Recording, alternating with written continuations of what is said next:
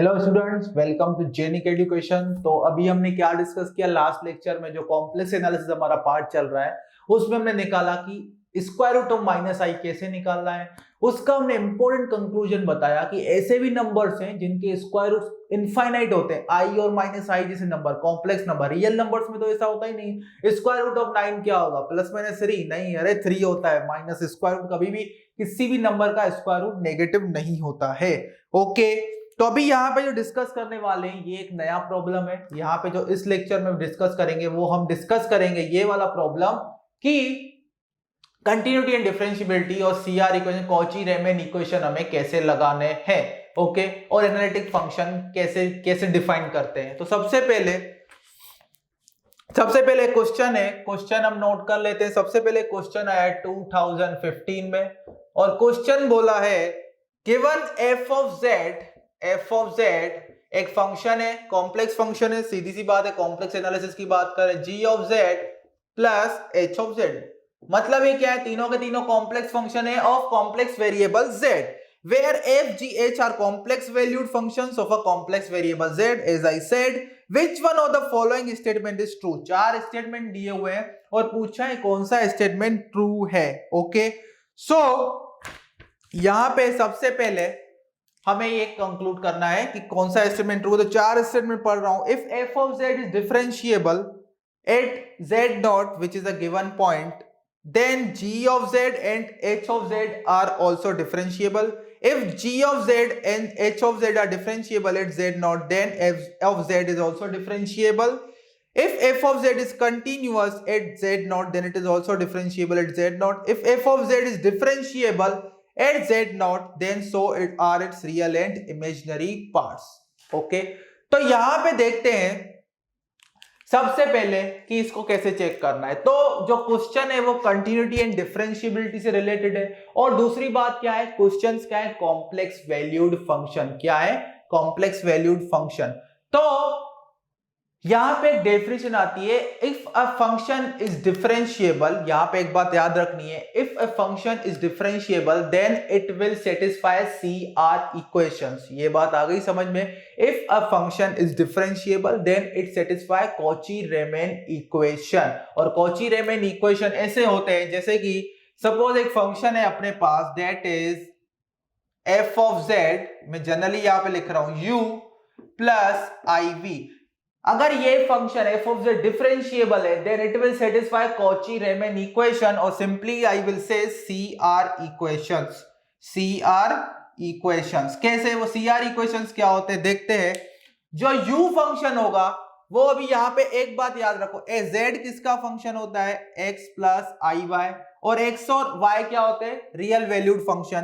तो इस real valued variables, तो f ऑफ z जो कॉम्प्लेक्स वैल्यूड फंक्शन होगा इस इंडिपेंडेंट वेरिएबल का z का, वो एक नया कॉम्प्लेक्स फंक्शन बनेगा, उसको बोलते हैं u of x y plus i of x y, sorry plus v of x y. ये बात हो गई स्टूडेंट्स क्लियर? इसका मतलब क्या है? z x प्लस आई वाई एक्सप्रेस कर इज अ कॉम्प्लेक्स वेरिएबल, और उसमें से जो फंक्शन बना वो बना कॉम्प्लेक्स फंक्शन बनता है of the form u plus i v. और वहां पे जनरली ये जनरलाइज फॉर्म है कि u किसका फंक्शन होता है? x और y दोनों का, v किसका फंक्शन होता है? दोनों का, x और y का। ऐसा जनरलाइज फॉर्म में कभी कभी ऐसे भी केसेस होंगे जहां पे u किसी इन दोनों में से रियल किसी एक रियल वेरिएबल का ही फंक्शन होगा। सिमिलरली v भी दोनों में से किसी एक ही रियल वेरिएबल का क्या होगा? फंक्शन होगा। तो यहां पे बात करते हैं f ऑफ z की। अगर f ऑफ z डिफरेंशिएबल है at any, if f of z satisfies CR equations, then we can say that this function f of z is differentiable at each and every point, depending on the domain of z। जो z का domain define किया हुआ होगा उसमें सारे points ले लो, वहां पे f of z क्या होगा? डिफरेंशिएबल होगा। क्या होगा? डिफरेंशिएबल। तो CR इक्वेशंस क्या है? CR इक्वेशंस ऐसे होते हैं। CR इक्वेशन नंबर वन, ये इक्वेशन वन है कि जो u है उसका पार्शियल डेरिवेटिव लेना है विथ रिस्पेक्ट टू x, वो उसके इक्वल होना चाहिए partial derivative of v with respect to y। और इक्वेशन टू है अपने पास del u by del y is equal to minus del v by del x। ये इन दो इक्वेशंस को क्या बोलते हैं स्टूडेंट्स? CR equations. क्या? CR equations. अगर कोई भी कॉम्प्लेक्स फंक्शन के लिए ये दो CR इक्वेशन सेटिस्फाई होते हैं, इसका मतलब वो फंक्शन क्या होगा? डिफरेंशिएबल होगा at each and every point in the domain of Z। In the domain of Z। ये बात हो गई स्टूडेंट्स क्लियर? ओके, तो देखिए यहां पे हम कैसे इसको डिराइव कर सकते हैं। इसका एप्लीकेशन हम लगाएंगे यहां पे, क्योंकि ये फंक्शन, ये किसके रिलेटेड क्वेश्चन? डिफरेंशिएबिलिटी के रिलेटेड है।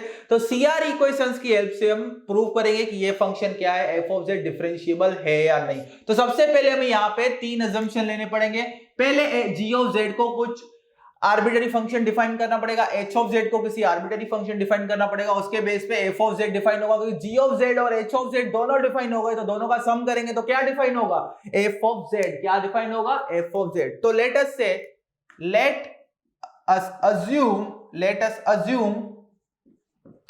us assume a g of z is equal to u1 plus iv1, h of z is equal to u2 plus iv2। तो इस केस में f of z क्या होगा? f of z होगा अपना gz plus hz। अगर दो complex number का एडिशन लेते हैं तो उनके करस्पॉन्डिंग रियल पार्ट्स ऐड हो जाते हैं और करस्पॉन्डिंग इमेजिनरी पार्ट्स ऐड हो जाते हैं। तो दोनों को ऐड करेंगे तो क्या होगा students? u1 plus u2 plus iv1 plus v2, iv1 plus v2। ये हो गया अपना f of z। अभी जो क्वेश्चन बेस्ड है उसके रिलेशन में हमें इस प्रॉब्लम को टैकल करना है। तो हम ऐसा अज्यूम, क्योंकि क्वेश्चन में ऐसे ऑप्शंस हैं कि अगर g ऑफ z और h ऑफ z दोनों डिफरेंशिएबल है, g ऑफ z और h ऑफ z दोनों डिफरेंशिएबल है, तो क्या f ऑफ z डिफरेंशिएबल होगा? क्या f ऑफ z डिफरेंशिएबल होगा? ओके, यहां पे देखते हैं इसको कैसे सॉल्व करना है। तो सबसे पहले अगर g ऑफ z और h ऑफ z दोनों डिफरेंशिएबल है, g ऑफ z और h ऑफ z दोनों डिफरेंशिएबल है, तो दोनों फंक्शन क्या करेंगे? CR इक्वेशन सेटिस्फाई करेंगे। और अगर उसके बाद h ऑफ z डिफरेंशिएबल है, f ऑफ z डिफरेंशिएबल है, तो वो भी क्या करेगा? CR इक्वेशंस सेटिस्फाई करेगा। तो देखते हैं इसको कैसे सोल्व करना है।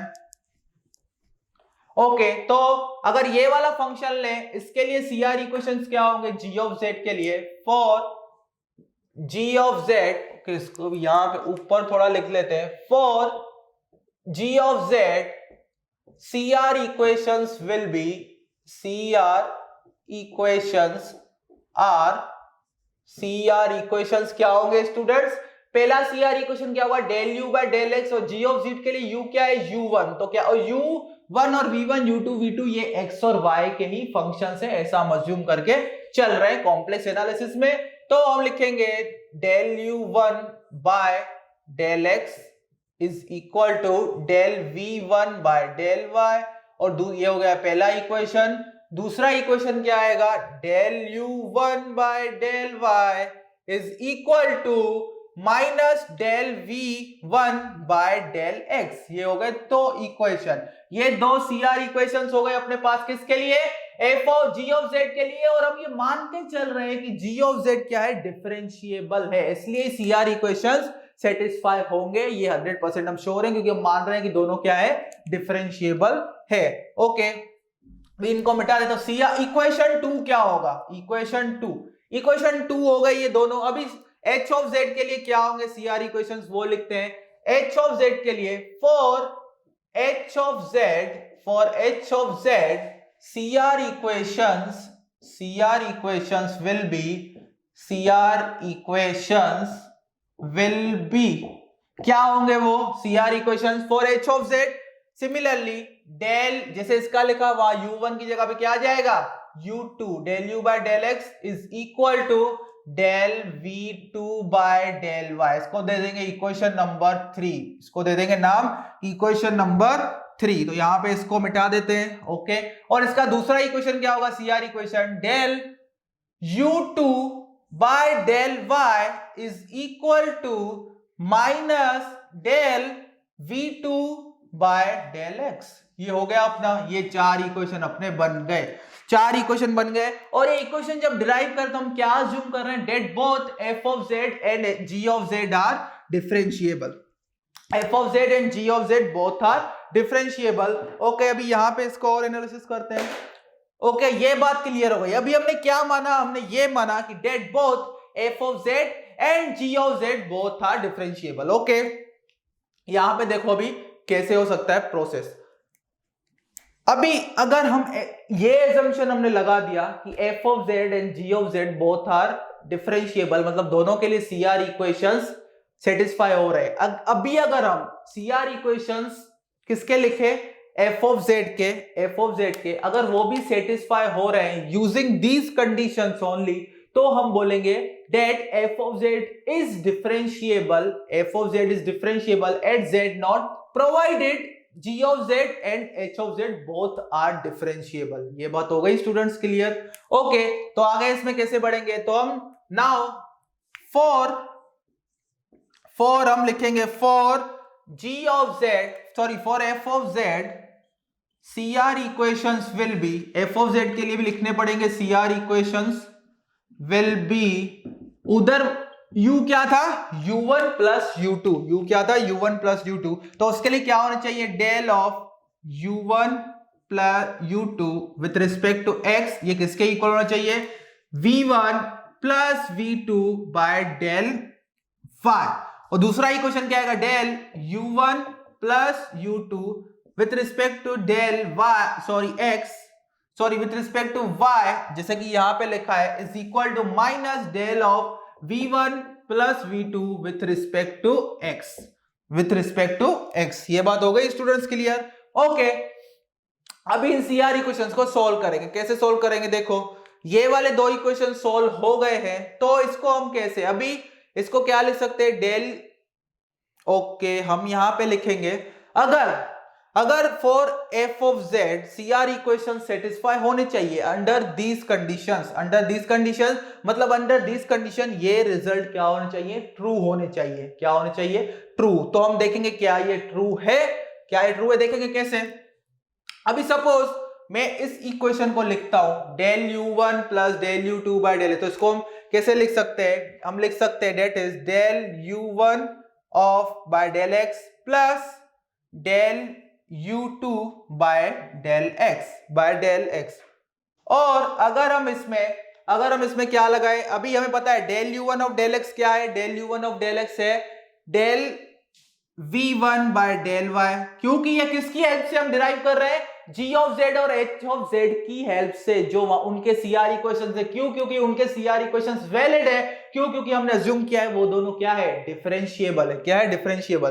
तो इस इंटीग्रेशन को मैं इस डिफरेंशिएशन को क्या लिख सकता हूं, क्योंकि दो फंक्शन एडिशन में तो दोनों का अलग से हमें पता है, डेरिवेटिव में रूल होता है derivative of a plus b is equal to derivative of a with respect to x plus derivative of b with respect to x, अगर दोनों फंक्शन है x के। तो सिमिलरली यहां पे इसको लिखना है, तो del u1 by del x plus del u2 by del x, वो हमने लिखा इज इक्वल टू, हमें पता है equation 1 del u1 by del x क्या है, del v1 by del y plus del u2 by del x क्या है, plus del v2 by del y। इसको हम कैसे लिख सकते हैं, del of del by del y v1 plus v2। तो ये पहला इक्वेशन यही है, मतलब f ऑफ z के लिए पहला सीआर इक्वेशन सेटिस्फाई हो गया, provided that both g of z and h of z satisfy individually CR equations. इसका मतलब पहला इक्वेशन सेटिस्फाई हुआ है under which condition, that f of z and g of z and h of z both are individually differentiable, अभी second condition check करते हैं, तो इसको मिटा देते हैं। तो अभी इसको मिटा देंगे क्योंकि जो वहां ऊपर लिखा हुआ है उसकी हमें हेल्प चाहिए। तो फर्स्ट कंडीशन सेटिस्फाई हो गई। दूसरी कंडीशन देखो हम क्या लिख सकते हैं, del u1 by del y plus del u2 by del y is equal to, अभी h ऑफ z और f ऑफ z के इक्वेशन यूज करने पड़ेंगे। Del u1 by del y क्या है, minus del v1 by del x, del u2 by del y क्या है, यहां पे देखो minus del v2 by del x। इसको क्या लिख सकते हैं, माइनस कॉमन निकालो, del by del x of v1 plus v2, ये हो गया इसके इक्वल। मतलब सीआर इक्वेशन दोनों के सेटिस्फाई हो, f ऑफ z के दोनों सीआर इक्वेशन सेटिस्फाई हो गए, but under which condition, under condition that CR equations of both f of z and h of z should satisfy, should individually be satisfied. Okay, इसका मतलब क्या है, अगर g of z के लिए CR equation satisfy हो रहे हैं मतलब वो डिफरेंशिएबल है, h of z के लिए सेटिस्फाई हो रहे हैं CR इक्वेशन मतलब वो भी डिफरेंशिएबल है. अगर ये दोनों डिफरेंशिएबल है, दोनों के CR इक्वेशन सेटिस्फाई हो रहे हैं, तो उस कंडीशन के अंदर f of z जो कि उन दोनों का एडिशन है उसके भी CR इक्वेशन सेटिस्फाई हो रहे हैं, उसके भी CR इक्वेशन सेटिस्फाई हो रहे हैं. मतलब f of z भी डिफरेंशिएबल है, f of z भी डिफरेंशिएबल है. अभी क्योंकि CR equal satisfy means f of z at each and every point in the domain of z क्या है, डिफरेंशिएबल है. तो हम बोल सकते हैं एट z नोट जो डोमेन में कोई पॉइंट होगी वहां पे भी वो क्या होगा, डिफरेंशिएबल ही होगा. इसका मतलब f of z जो कि एडिशन था g of z plus h of z is differentiable under only one and one condition, that is g of z and h of z both should be individually differentiable.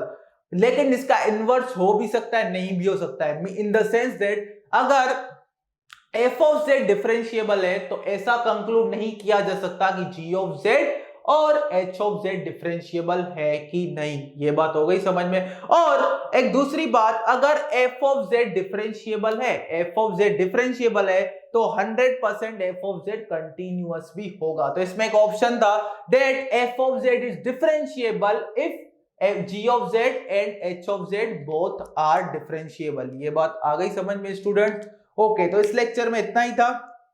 ये continuity, तो कोई भी complex analysis में अगर function पूछ रहा है कि डिफरेंशिएबल है, फंक्शन क्या है, डिफरेंशिएबल है, तो उसके लिए डायरेक्टली हमें क्या चेक करना है, CR इक्वेशंस. क्या यूज करना है स्टूडेंट, CR इक्वेशन. ये तो जनरलाइज फॉर्म में था. अगर कोई नंबर्स के फॉर्म में दिया हुआ है, जैसे कि एक function f of z is equal to z plus 3 divide by z minus 2, ऐसे कोई फ्रैक्शनल फंक्शन दिया हुआ है, रेशनल फंक्शन बोलेंगे, रेशनल फंक्शन दिया हुआ है. Rational function means function of the form of the quotient are known as rational function. Ratio के फॉर्म में इसलिए रेशनल फंक्शन बोलेंगे उनको. तो अगर कोई भी रेशनल फंक्शन है, उसको अगर वेल डिफाइंड है like z plus 3 divide by z minus 4, उसको चेक करना है कि डिफरेंशिएबल है कि नहीं सिंपली डोमेन में. तो अगर फंक्शन डिफरेंशिएबल होगा तो कंटिन्यूअस तो होना ही चाहिए. तो पहले कंटिन्यूटी चेक करो, क्या उस डोमेन में वो कंटिन्यूअस है. अगर कंटिन्यूअस है तो ही डिफरेंशिएबल होगा, ऐसा एग्जाम्पल. इफ टाइम परमिट्स ऐसा एग्जाम्पल आया है गेट 2019 में, हम वो भी डिस्कस करेंगे. तो इस लेक्चर में हम इतना ही रखेंगे. फिर जो नेक्स्ट लेक्चर आएगा उसमें कॉम्प्लेक्स एनालिसिस में लाइन इंटीग्रल कैसे हम मीन सॉल्व करते हैं वो देखेंगे.